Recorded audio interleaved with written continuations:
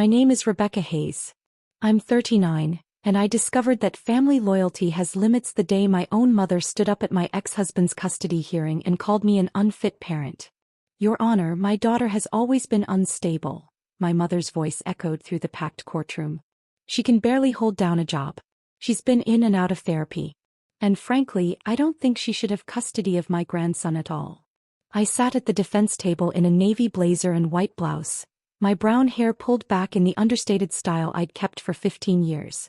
The wedding ring I'd removed 6 months ago had left a pale band on my finger that glowed under the harsh courtroom lights. Across the aisle, my ex-husband Marcus smiled smugly, his expensive lawyer nodding along with my mother's devastating testimony. They had clearly planned this ambush, knowing that a mother's words carried heavy weight in family court. She's never been able to provide stability, my mother continued, her voice growing stronger as she warmed to her role. She disappears for days at a time claiming she's working, but I've never seen evidence of steady employment. My grandson needs a real home with his father, who has a successful career and can actually support him. 8-year-old Tyler sat in the front row beside my sister Karen. His wide, dark eyes darted between us, confusion clouding his face as his grandmother testified against his mother. Karen avoided my gaze, her silence as damning as the accusations.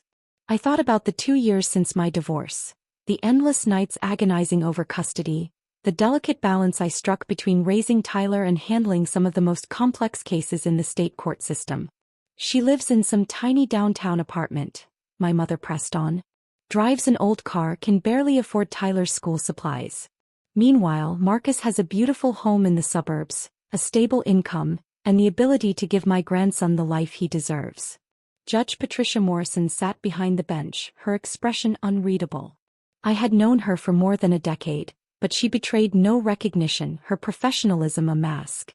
Furthermore, my mother concluded, her voice sharp with triumph, Rebecca has always been secretive about her so-called work. She claims to have an important job, but she won't tell us what she actually does. For all we know, she could be involved in something illegal, something that would put my grandson in danger. The courtroom buzzed. Marcus's family filled the gallery, nodding in agreement. On my side sat only a handful of close friends who actually knew the truth about my life. Marcus's attorney, James Crawford, stood. Your Honor, the testimony clearly shows that the child's best interests would be served by awarding full custody to my client. The mother's instability and secrecy raised serious concerns about her fitness as a parent. I remained silent, my hands folded, waiting. 15 years in the judiciary had taught me patience, the value of letting others reveal themselves before making my move. Ms. Hayes, Judge Morrison finally addressed me. How do you respond to these allegations about your employment and your ability to provide for your son? I rose slowly, deliberately. Your Honor, I'd like to call a witness. Marcus's lawyer frowned. Your Honor, we weren't notified of any witnesses. The witness wasn't available until this morning, I replied calmly. But I believe his testimony will clarify questions about my employment. Judge Morrison nodded. Very well. Call your witness. I walked to the courtroom doors and opened them. A tall man in an immaculate dark suit entered, silver hair shining under the lights. His commanding presence silenced the room. Your Honor, I said, my voice clear and steady, I'd like to call Chief Justice William Barrett to the stand. The audible gasp swept through the courtroom. My mother's confident expression crumbled into confusion, then horror as the Chief Justice of the State Supreme Court approached the witness stand. Chief Justice Barrett, I began, adopting the professional tone honed over my career. Could you identify me for the court? You are the Honorable Rebecca Hayes, he replied warmly, Associate Justice of the State Supreme Court, where you have served with distinction for the past 8 years. The silence that followed was absolute. My mother inhaled sharply. Marcus's lawyer frantically shuffled papers. And could you describe the nature of my responsibilities? I asked. Justice Hayes presides over some of our most complex civil and criminal cases, he explained. She sits on our appellate panel for death penalty cases, chairs our Judicial Ethics Committee, and has authored several landmark decisions in family law and child welfare. Tyler's eyes widened as realization dawned. At last he understood why I worked late, why I often vanished into my study with thick legal briefs, why I spoke with such authority about fairness and justice. One more question, Chief Justice, I said. Could you address my financial stability? Justice Hayes earns $195,000 annually, plus benefits, he answered. She owns her downtown penthouse apartment as well as a vacation home in the mountains. Her financial disclosures are a matter of public record, as required of all sitting judges. I turned to the gallery to where my mother sat speechless, her testimony collapsing. Your Honor, I said to Judge Morrison, the reason my family was unaware of my position is simple. When I was confirmed 8 years ago, I chose to separate my professional life from my personal one, not because I was ashamed, but because I wanted my son to have a normal childhood, free from the scrutiny that comes with being a judge's child. I lived modestly, drove a practical car and shopped at regular stores. I wanted Tyler to learn humility and hard work, not entitlement. Marcus stared at me as if seeing me for the first time. During our marriage, he had dismissed my boring courthouse job, never bothering to ask what I truly did. The reason I was often unavailable, I continued, is because I was presiding over cases that shaped lives across this state. The reason I missed some school events was because I was writing legal decisions that protected thousands of families. Chief Justice Barrett spoke again. If I may add, Your Honor, Justice Hayes is among the finest legal minds I've encountered in 30 years. Her decisions have been upheld at the federal level, and she has been recognized nationally for her expertise in family law. I walked back to my table, not as a defendant but as what I truly was. A sitting judge with 15 years of experience and a reputation for fairness and integrity. Your Honor, I said firmly, I have spent my entire career protecting children and families. I have written decisions that removed children from abusive homes, ensured fair custody arrangements, and placed child welfare above all other considerations. The courtroom was utterly silent. The allegation that I'm unfit to care for my own son, I began, my voice steady but sharp, is not only false, it's insulting to every family I've protected and every child whose interests I've safeguarded from this very bench. I turned toward my mother, whose face had gone pale. What's most painful, I continued, is that these accusations come from people who never once asked about my work, who never showed interest in my career, who assumed the worst without ever seeking the truth. Marcus's lawyer scrambled to respond. Your Honor, we had no knowledge of. Of what? I cut in, my words slicing the silence.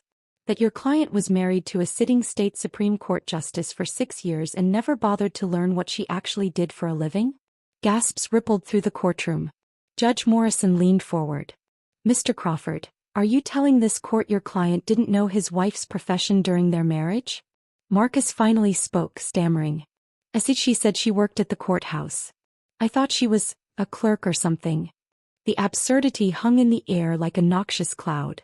I had been married to a man who believed I was a clerk, never questioning the late nights, the dense legal briefs, the judicial conferences that took me across the country. Your Honor, I said, turning to Judge Morrison, I'd like to submit my judicial performance evaluations, my financial disclosure forms, and the custody evaluation prepared by Dr. Sandra Williams, the court-appointed child psychologist. Judge Morrison reviewed the documents. Dr. Williams rates you as an exemplary parent, with strong bonds to your child and no concerns regarding your ability to provide care and guidance. I let the words settle, then swept my gaze across the courtroom. My mother, who couldn't meet my eyes, my sister, ashamed, Marcus staring at the floor, and finally Tyler, watching me with pride shining in his eyes. Your Honor, I continued, my voice growing firmer, I've dedicated my career to ensuring that children's best interests come first. I've seen parents weaponize children. I've seen families torn apart by greed. I've seen assumptions replace evidence. I won't allow that to happen to my son. I straightened. I am requesting full physical custody of Tyler, with supervised visitation for his father until he completes co-parenting classes. And I request that future custody discussions exclude extended family members who have already shown they're willing to provide false testimony. Judge Morrison's voice was grave. Given the evidence presented and the concerning testimony provided by the defendant's mother, I am granting full custody to Justice Hayes. The father will have supervised visitation for 6 months, with the possibility of revision upon successful completion of court-ordered parenting classes. The gavel struck. The decision was final. As the courtroom emptied, Tyler ran to me, wrapping his arms around my waist. "Mom," he whispered, "why didn't you tell me you were a judge?" I knelt down, brushing his hair back. "Because I wanted you to love me for being your mom, not because of my job." He grinned. "I think it's cool. Does this mean you can send people to jail?" "Sometimes," I admitted, smiling. "But mostly I help families figure out how to take care of each other." My mother approached hesitantly, her earlier confidence gone. "Rebecca, I had no idea." "I'm so sorry." I rose, keeping Tyler close. "Mom, you testified under oath that I was an unfit parent. You were willing to destroy my relationship with my son based on nothing but assumptions. That isn't love, it's betrayal." Her eyes filled with tears. "I thought I was helping." Marcus said. "Marcus said whatever he needed to win custody," I interrupted. "And you believed him over your own daughter." The courtroom was nearly empty now, only family and a few observers lingering. I let my words carry, sharp and clear. "For 15 years, you've asked about my work and I gave vague answers because I wanted privacy. But you never pressed, never showed real interest. You assumed that because I didn't boast, I had nothing to boast about. The truth? I became a judge at 31, one of the youngest in state history. I've written decisions taught in law schools. I've protected thousands of children and families. And I've dedicated my life to justice." Karen, my sister, was crying quietly in the front row. Chief Justice Barrett, who had remained seated respectfully in the gallery, stepped forward.